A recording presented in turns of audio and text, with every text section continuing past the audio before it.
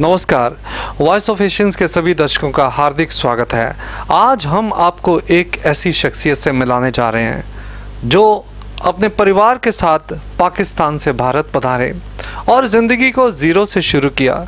उनके पिताजी ने बहुत मेहनत की, वही संस्कार उनमें आए और पूरी मेहनत और ईमानदारी से स्ट्रगल करते करते वो कामयाबी की सीढ़ियों पर चढ़े और आज उनका शहर में बहुत ऊंचा नाम है, चाहे बिज़नेस का फील्ड है, चाहे समाज का फील्ड है, चाहे अध्यात्म का फील्ड है। मेरी मुराद है हमारे बड़े भाई लुधियाना के बत्रा प्लाजा के पवन बत्रा जी। पवन जी, आज हमारा इस स्टूडियोज़ में, इस एपिसोड में आपका बहुत बहुत अभिनंदन, बहुत बहुत स्वागत। Thank you. तो पवन जी, शुरू करते हैं आपकी ज़िंदगी की कहानी को लेकर। तो किस तरह, आप कितने साल के थे जब आप लुधियाना आए? तो कैसे फिर आपके पिताजी ने स्ट्रगल किया, तो कैसे उन्होंने आपको पढ़ाया, फिर वो सारी शिक्षा व्यवसाय में आने तक, वहाँ तक की पहले जानकारी दर्शकों को देते हैं। हमारे पिताजी ने हमको बताया कि 1947 से हम पाकिस्तान से जब हिंदुस्तान में आए तो बहुत ही मेहनत उन्होंने स्टार्ट की। उन्होंने आके पहले रिक्शा चलाकर पहले कुछ दिन रिक्शा चलाई और उस दौरान में उनको एक पर्स मिला, जिस पर्स के अंदर में कुछ 300-400 रुपए थे और वो अपने ईमानदारी के बलबूते पर उस बंदे को वो पर्स वापस जब करने गए तो उस बंदे ने कहा कि आप मेरे पास नौकरी पे आ जाओ। तो उन्होंने फिर वहाँ पर उसके पास कुछ महीने सर्विस की और उसके पे जब उनके पास कुछ पैसे एकत्र हुए तो उन्होंने फिर उससे अपने एक लिफाफों का, जो खाकी लिफाफे चलते थे, वो उन्होंने 10 साल तक ये काम किया और उससे उन्होंने फिर कुछ पैसे कमाकर अपना बिज़नेस भारतनगर चौक में एक कपड़े की दुकान से शुरू किया, जहाँ पर कि मेरा जन्म 1960 में हुआ।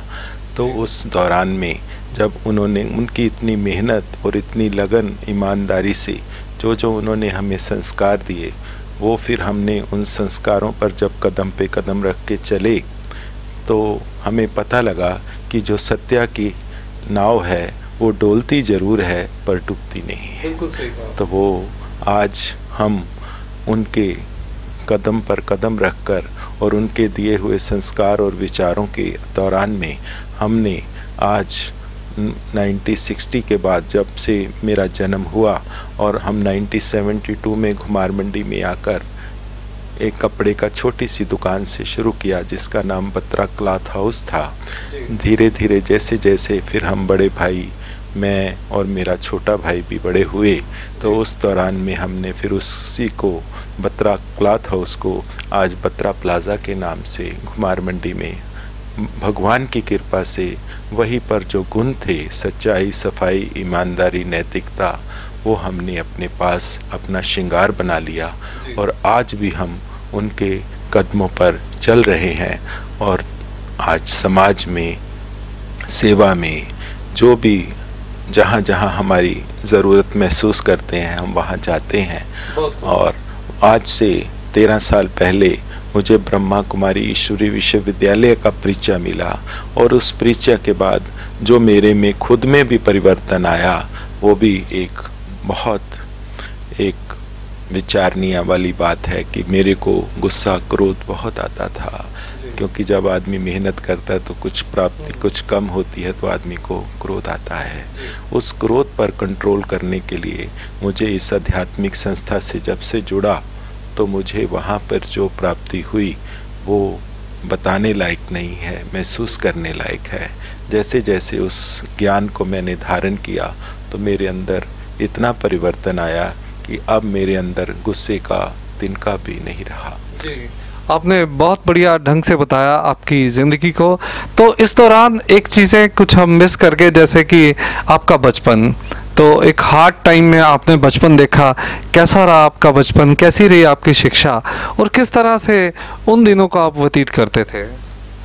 मैंने अपने बचपन में हमारे पिताजी ने जो चीज़ हमने मांगी तो उन्होंने जो चीज़ ज़रूरी थी वो हमको ला के दी। ये नहीं कि हमने जिद की और उन्होंने हमारी पूरी की। जिस चीज़ की आवश्यकता थी वो उन्होंने हमको ज़रूर दी, जो चीज़ आवश्यक नहीं थी उन्होंने हमको समझा के बुझा के मना लिया। जी। तो बचपन कैसा था? आप शरारतें करते थे और बच्चों की तरह, या आप कभी डांट पड़ी हो कभी मम्मी की? हाँ, मैं शुरू से ही बड़ा फ्राक दिल था। जब मेरे पिताजी कई बार डांटते थे तो वो एक दिन मुझे छत पर ले गए। वो कहते अगर तू ये बात नहीं ऐसे करेगा बार बार तो मैं तेरे को नीचे फेंक दूंगा। तो मैंने बोला फेंक दो, कोई बात नहीं। मैं इतना शुरू से ही निडर था और डरता नहीं था और सच्ची बात को और सही बात को मानता था। जैसे पवन जी, मुझे पता लगा कि आपने बहुत सी मोमेंट्स में पार्टिसिपेट किया सोशल कामों में, तो मैं भी कई जगह मुझे सौभाग्य मिला आपके साथ पौधे लगाने का सौभाग्य मिला कई सोशल कामों में, जैसे लुधियाना सिटीजन काउंसिल, फिर एस्ट्रोलॉजर वरिंदर जी, उनके साथ मिलके कई प्रोजेक्ट्स में आपके साथ शामिल हुए हैं। तो थोड़ा सा आप अपने सोशल कामों को जो आपने किए और जो कर रहे हैं उसके बारे में दर्शकों को बताइए। मैं जो भी प्रकृति के साथ जुड़ी हुई चीज़ें हैं, जो कि वाकया में एक तो पेड़ लगाना होता है, एक फ़ोटो खिंचाना मेरा लक्ष्य नहीं रहा। जहाँ भी मैंने जो भी कर्म किया उसका मेरे को ये लगता था कि इसका अंत तक लाभ, जैसे बूटे लगाकर उसकी पालना करना, ऐसा ही मैं कर्म करता आया हूँ आज तक। और वैसे मैं बाज़ार के 15 साल से मार्केट का प्रेसिडेंट हूँ घुमार मंडी का, और उसके बाद इलेक्शन ही नहीं हुई। वो कहते कि हमें आपसे अच्छा, अपने मुख से वैसे तो अपनी तारीफ़ नहीं करनी चाहिए, बट मेरे मुख से इसलिए निकल रहा है क्योंकि मैं यहाँ खुद ही अकेला ही इंटरव्यू देने वाला हूँ, मेरी कोई प्रेरणा करने वाला नहीं है। इसलिए वो कहते आप ही जो करेंगे, आप क्योंकि सत्य के रास्ते पर चलते हो, जो कहीं कर जहाँ भी जाएंगे मुझे फेवर नहीं चाहिए होता, जस्टिस चाहिए होता है, इसलिए मैं जस्टिस को प्रेफर करता हूँ। आपने बिल्कुल सही कहा। ये एक इंसान को, जो सच्चा इंसान है उसको हमेशा गर्व महसूस होता है, और जब इंसान सच्चा होता है तो उसको हाइट और ऊंचाई ज़रूर मिलती है।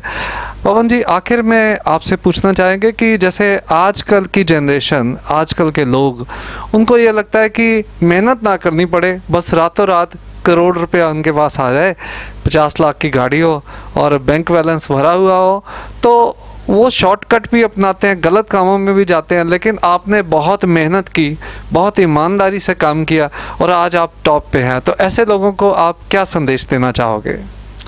जो हिम्मत और मेहनत से कमाया हुआ धन है वही आपको सुख और शांति दे सकता है। जो रातों रात आप करोड़पति बनने के ख्वाब देखते हैं वो आप बन तो जाते हैं, लेकिन ऊपर वाला देखता है कि इसने किस नज़रिए से और किस मेहनत से रुपया कमाया है। वो आ तो जाता है लेकिन वो कब चला जाता है उसका पता ही नहीं लगता, और वो सुख भी दायी नहीं हो सकता। बिल्कुल सही है। तो आपकी इतनी मेहनत में, इतने लंबे सफ़र में परिवार का क्या क्या सहयोग रहा? अभी आपके परिवार में कौन कौन है, वो बच्चे क्या क्या करते हैं और आपके साथ कैसे उनका कोऑर्डिनेशन होता है? हम 3 भाई हैं। जब से होश संभाला है, और पिताजी की पहले तो हमारे पिताजी ने अभी 4 साल पहले ही शरीर छोड़ा है, उसके बाद भी हमारा आपस में तीनों भाइयों का इतना सहचार है कि आपस में जो भी बात करना है विचार करके, जो भी, हम आज भी जॉइंट परिवार हैं, और जॉइंट परिवार के होने के बावजूद भी हमारा कोई भी आपस में कोई ऐसी प्रॉब्लम ज़िंदगी में नहीं आई जिससे कि हमें कोई जूझना पड़े। और बच्चों के बारे में, बच्चे कैसे सहयोग देते हैं आपके काम में? जैसे संस्कार हमारे पिताजी ने हमको दिए, ऐसे ही संस्कार हमने भी अपने बच्चों को दिए हैं कि किसी के साथ कोई चीट नहीं करना, किसी के साथ कुछ भी प्रॉब्लम क्रिएट नहीं करना, कारण नहीं बनना किसी प्रॉब्लम का, कारण का निवारण बनना है। जब आप कारण का निवारण बनना शुरू कर देते हैं तो आपको ऊपर से सहयोग मिलना प्रभु का शुरू हो जाता है, क्योंकि वो दिखता नहीं, वो हमको देखता है।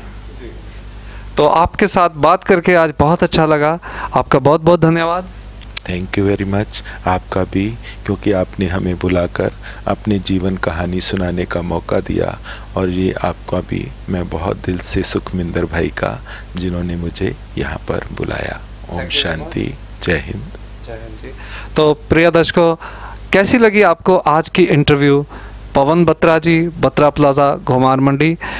ये एक ऐसी शख्सियत जिन्होंने ज़ीरो से जीवन को शुरू किया और आज लुधियाना के टॉप के जो बिजनेसमैन हैं, सबसे ज़्यादा इज़्ज़तदार, सबसे ज़्यादा रिस्पेक्टफुल फैमिलीज़, उनमें इनका नाम बहुत ही श्रद्धा, बहुत ही आदर के साथ लिया जाता है।